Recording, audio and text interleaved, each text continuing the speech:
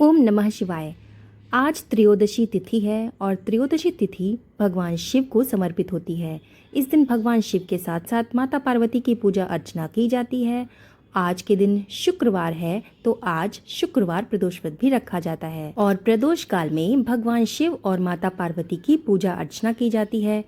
शुक्रवार प्रदोष व्रत को भृगुवार प्रदोष व्रत भी कहा जाता है। इस व्रत को धन व सौभाग्य की प्राप्ति के लिए रखा जाता है। तो आज इस वीडियो में हम आपको शुक्रवार प्रदोष व्रत की कथा सुनाने वाले हैं। तो कथा सुनाने से पहले आप हमारे चैनल को सब्सक्राइब जरूर कर लीजिएगा। इसके साथ ही इस कथा को लाइक और शेयर कर दीजिएगा और कमेंट में ओम नमः शिवाय लिखना बिल्कुल भी ना भूलिएगा। तो चलिए शुरू करते हैं शुक्रवार प्रदोष व्रत की कथा। एक समय की बात है, एक नगर में 3 मित्र रहा करते थे। एक राजकुमार था, दूसरा ब्राह्मण कुमार और तीसरा धनिक पुत्र। तीनों की मित्रता बहुत ही घनिष्ठ थी।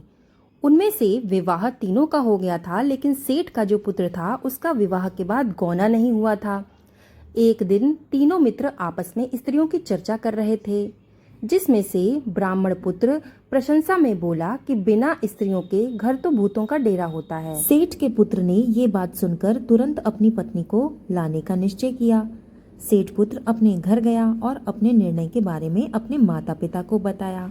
माता पिता ने उसको बताया कि अभी शुक्र देवता डूबे हैं और जब शुक्र देवता डूब जाते हैं तब अपनी बहू बेटियों को घर से विदा करके नहीं लाया जाता है, ये बहुत ही अशुभ होता है।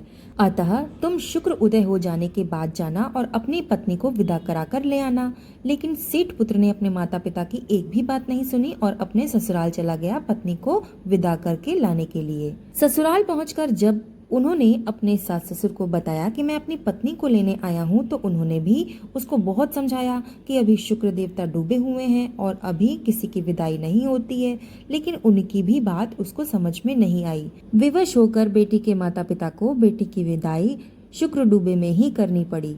ससुराल से विदा होकर वो बस नगर के बाहर निकले ही थे कि उनकी बैलगाड़ी का पहिया टूट गया और एक बैल की टांग भी टूट गई। पत्नी को भी काफी चोट आई। सेठ पुत्र तब भी हार नहीं माना और पुनः आगे जाने लगा। आगे बढ़ने पर उनको कुछ डाकुओं ने घेर लिया और सारा धन धान्य लूट लिया। सेठ का पुत्र अपनी पत्नी के साथ रोता बिलखता हुआ घर पहुंचा और घर जाते ही उसको सांप ने काट लिया। पिता ने वैद्यों को बुलाया, पर वैद्यों ने जांच के बाद बोला कि आपका पुत्र 3 दिनों के भीतर ही मर जाएगा। उसी समय इस घटना का पता उस ब्राह्मण पुत्र को लगा जो सेठ का मित्र था।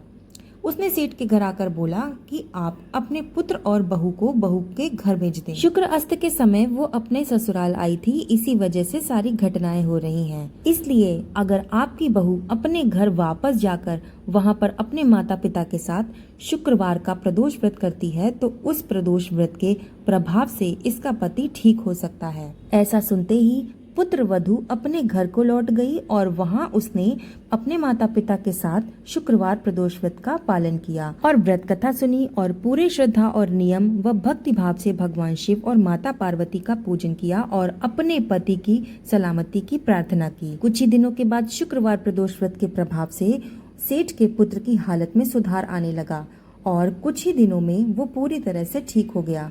अतः जो भी भक्त शुक्रवार प्रदोष व्रत रखते हैं, भगवान शिव का आशीर्वाद उनको सदैव ही प्राप्त होता है और उनके जीवन में सुख समृद्धि आती है। कथा सुनने के बाद जयकारा लगाते हुए कमेंट में ओम नमः शिवाय लिखना बिल्कुल भी ना भूलिएगा और इस कथा को ज्यादा से ज्यादा शेयर कर दीजिएगा।